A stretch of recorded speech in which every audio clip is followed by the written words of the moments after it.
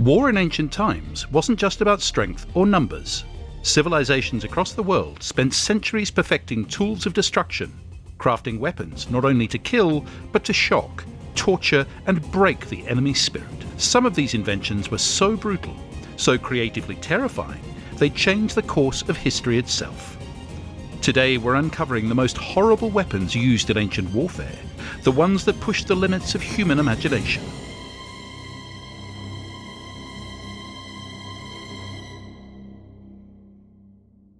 Let's start from ancient Egypt, a civilization known for its architecture, religion, and impressive military tactics.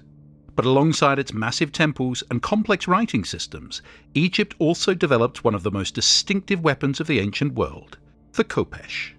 The Khopesh was not a typical sword. In fact, it evolved from battle axes, which is why it's technically considered closer to an axe than a true sword. Its curved shape, often compared to a sickle or the foreleg of an animal, made it instantly recognizable.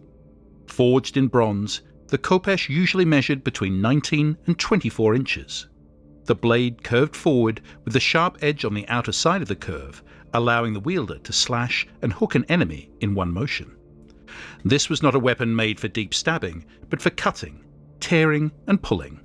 In battle, the Khopesh could be used to pull away an opponent's shield or disarm them. Its shape gave it a brutal efficiency in close combat. The origins of the Khopesh can be traced back to Mesopotamia around the 3rd millennium BC. It was adopted and refined by Egyptian warriors during the New Kingdom period, roughly 1570 to 1070 BC, when Egypt was expanding its territory and influence. During this time, the Khopesh became a symbol not just of warfare, but of power. Pharaohs like Ramses II were often depicted holding a Khopesh, representing both military strength and royal authority. It is believed that the Khopesh influenced later curved weapons such as the Greek kopis and other sabres. Though it eventually fell out of use, replaced by iron swords and changing tactics, its legacy remained. The Khopesh was a weapon that defined an era. It represents the transition from the axe to the sword and shows how ancient cultures adapted their tools to fit the needs of the increasingly complex battlefields. Among horrible weapons used in ancient warfare, few were as destructive or as feared as the catapult. While it may not look terrifying compared to swords or spears, its power came not from being close to the enemy, but from attacking from afar, before the battle even began. The earliest forms of catapults appeared in the 1st millennium BC. They started as large crossbows, created to launch arrows farther and with more power than a human archer could manage. But by the 3rd century BC, the Greeks had turned the catapult into a siege engine, capable of hurling massive stones to break walls, destroy buildings, and scatter enemy troops. One of the greatest minds of the time, Archimedes, improved the design using torsion springs made from twisted ropes and sinew, giving it even more deadly force. Imagine standing behind your city walls and seeing the enemy army wheel one of these machines into place. You'd know what was coming: fire, stone, and chaos. Sometimes these rocks were set ablaze. Sometimes they were launched just to cause terror. No one was truly safe. Soldiers, citizens, even children could be hit. The name catapult comes from the Greek word kata, which means against, and palin, which means to hurl, and that's exactly what it did. It hurled destruction. The Greek city of Motia in 397 BC was one of the first to face this horror during a siege. Later, Philip II of Macedon and his son Alexander the Great used catapults during both sieges and even in open battles, something unheard of at the time. The Romans designed versions called ballistae and arquebulistae, which could be mounted on ships and used in naval warfare. Greek and Roman engineers calculated weight, size, and spring force, turning warfare into a science. Do you know what's perhaps most frightening?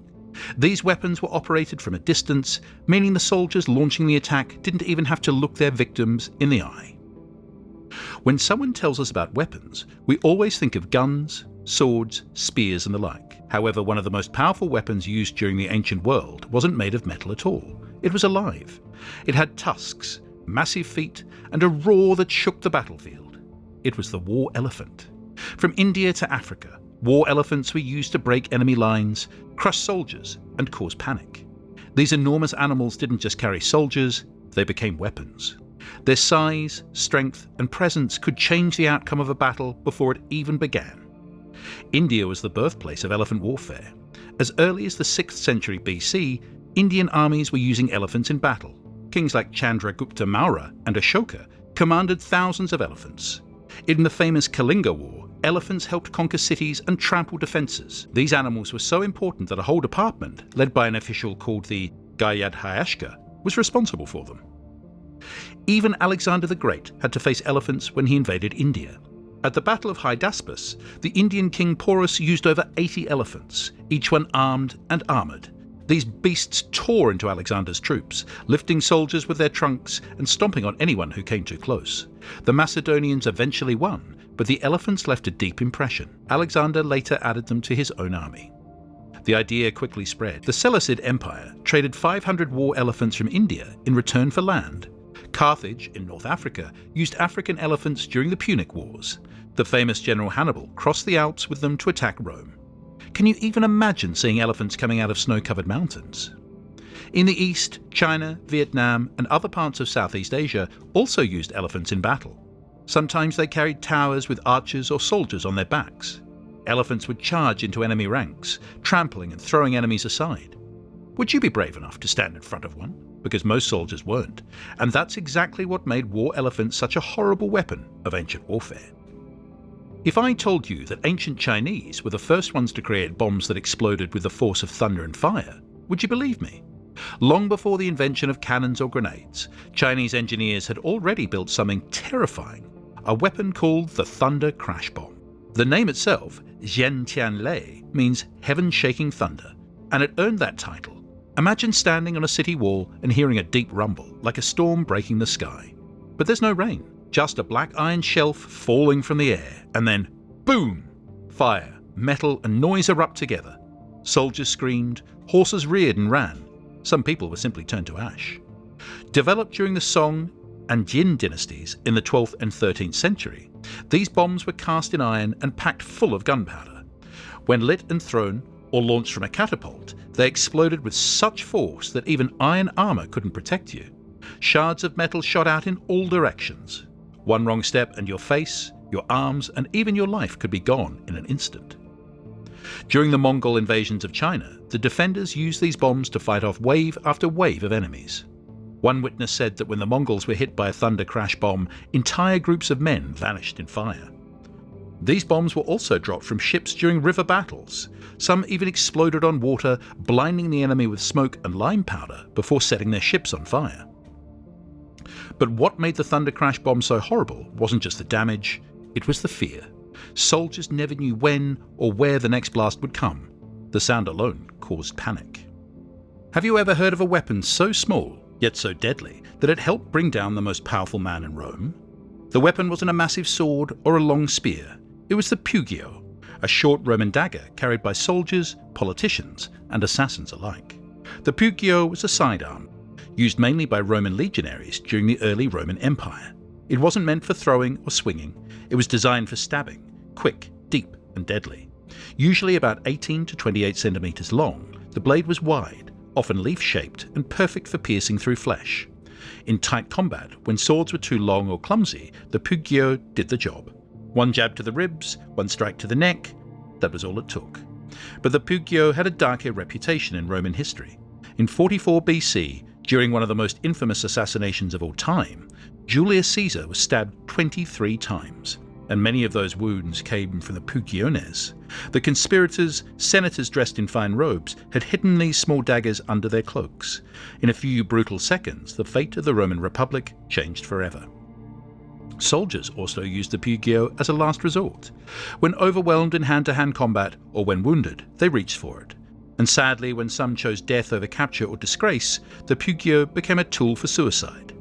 But not every Pugio was used in war. Some were decorated with silver, enamel, and detailed engravings. These were carried by high officials or buried after battles as offerings to the gods. In 2019, one such dagger was found in Germany, buried after a Roman battle in 15 BC, its fine decoration untouched by time.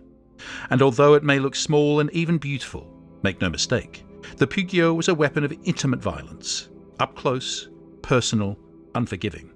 But if you think the Pugio is disturbing, wait until you meet the next weapon. It's even stranger and just as deadly. The Aztecs have always been known for their powerful warriors, their golden cities, and their grand temples. But few people know about one of their most horrible weapons.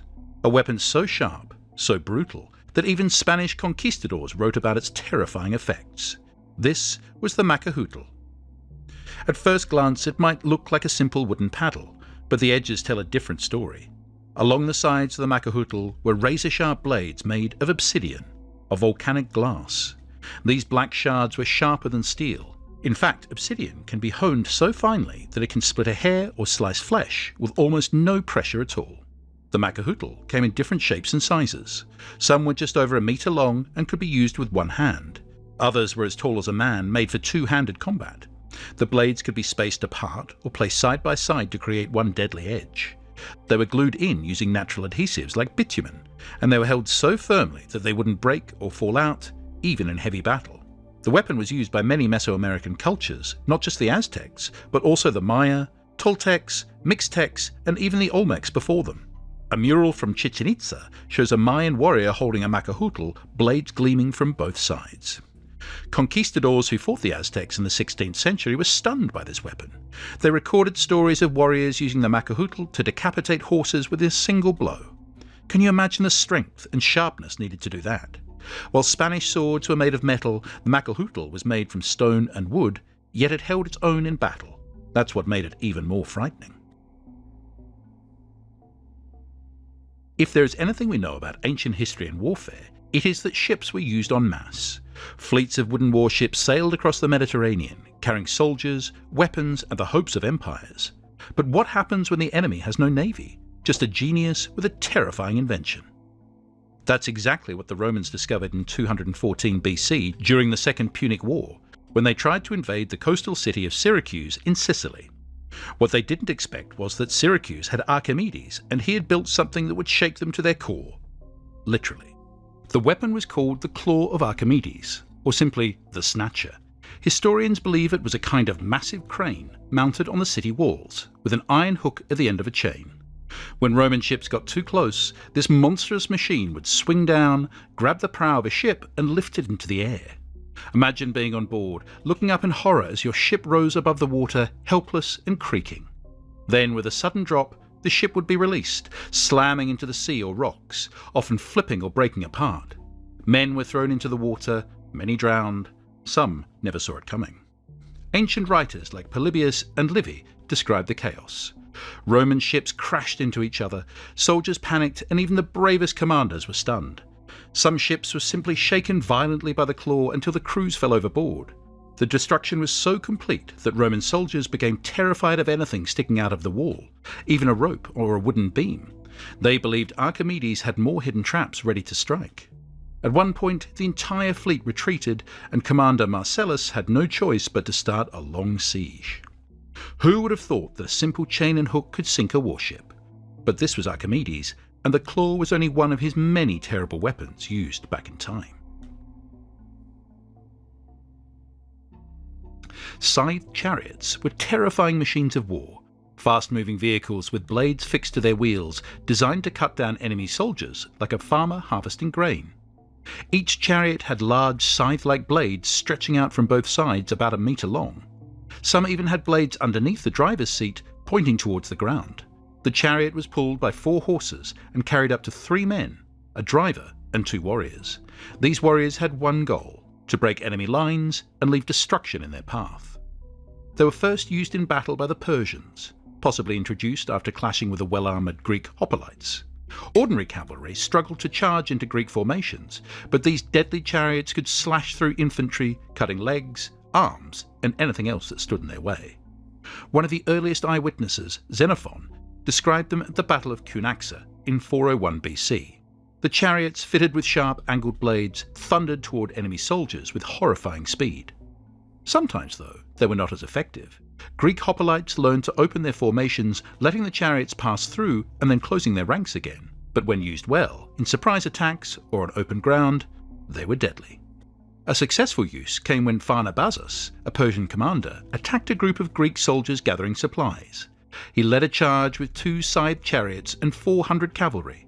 The chariots broke through the Greek formation and the cavalry followed, killing around 100 men. The The rest ran for their lives. Scythed chariots were later used by Mithridates VI of Pontus, and even seen in Roman times, such as the Battle of Zela in 47 BC. The Romans, clever and cautious, developed ways to stop them, planting caltrops or building barriers, but the fear never disappeared. Now imagine a sword that moves like a whip, a weapon so unpredictable and dangerous that even the person holding it can be injured if they aren't fully trained. This strange and deadly invention is called the Urumi, one of the most fearsome weapons ever to emerge from the Indian subcontinent. The Urumi isn't a typical blade. It's multiple long, thin, flexible strips of metal attached to a single hilt. These metal ribbons are sharp on both sides and can be used as long as 1.5 meters or more. When swung, they slice through the air like wild, razor-sharp vines. The weapon was born during the Sangam period, nearly 1800 years ago, in what is now modern-day India and Sri Lanka. It was closely tied to the martial art of Kalari Payattu, one of the oldest known fighting systems in the world. Only masters of this martial art dared to use the Urumi because one wrong move could lead to serious injury, even death. In battle, the Urumi could be used to fight off multiple enemies at once. Its whirling motion was fast and hard to follow, delivering slashes from unpredictable angles. The blade didn't just cut, they wrapped, tangled and tore. An opponent couldn't block it with a shield or sword the same way they could with a normal weapon. One of the most interesting things about the Urumi is how it was carried. Because of its flexibility, the weapon could be coiled around the user's waist like a belt. It was hidden in plain sight, ready to be unwrapped and unleashed in seconds. But this weapon was as dangerous for the user as it was for the enemy. It demanded perfect timing, skill and full body coordination. Swing too early or too slow, and the blade might snap back and strike the wielder. The next weapon didn't slice, stab or smash. It burned, relentlessly, terrifyingly, and worst of all, even on water. Known today as Greek fire, this was one of the most fearsome and mysterious weapons ever used in ancient warfare. First unleashed around 672 CE by the Byzantine Empire, Greek fire was not just any incendiary substance. It was a liquid flame, launched from tubes on ships or thrown in ceramic pots like flaming grenades. Once it hit its target, it burst into fire and kept burning, even if it landed on sea. Water couldn't stop it, soldiers couldn't put it out, and no one, not even the enemies who captured the substance, ever figured out how to recreate it. The weapon is believed to have been invented by Callinicus, a Greek-speaking Jewish engineer who fled from Syria during the Arab conquests. Whether he was the sole inventor or just improved an older design, what he gave the Byzantines was a game changer. The first major use of Greek fire came during the siege of Constantinople in 673, when Arab fleets tried to take the city. Byzantine ships sprayed fire from long tubes called siphons, mounted on their prows. Arab ships were consumed in flames and panic followed. It wasn't just the destruction that horrified them, it was the noise, the smoke, and the unstoppable burning. Greek fire was used for centuries, playing a key role in protecting the empire against Arab, Rus, and even internal revolts. It was all part of an entire weapons system, not just the fire itself, but also special ships, delivery mechanisms, and trained siphon operators. The secret formula was so closely guarded that it eventually disappeared from history entirely. The substance may have been made from petroleum, sulfur, and resins, but no one knows for sure. Only a few things were said to extinguish it: sand, vinegar, or old urine. Some chroniclers said it made a sound like thunder, lit up the night like lightning, and moved like a dragon flying through the sky. Which of these ancient weapons shocked you the most, and why? From fire that burned on water to blades that danced like whips. These inventions remind us of how far humans have gone in the name of war. But what if even darker tools have been lost to time? Have you ever heard of other strange weapons we didn't cover? Share your thoughts below, and see you in the next one.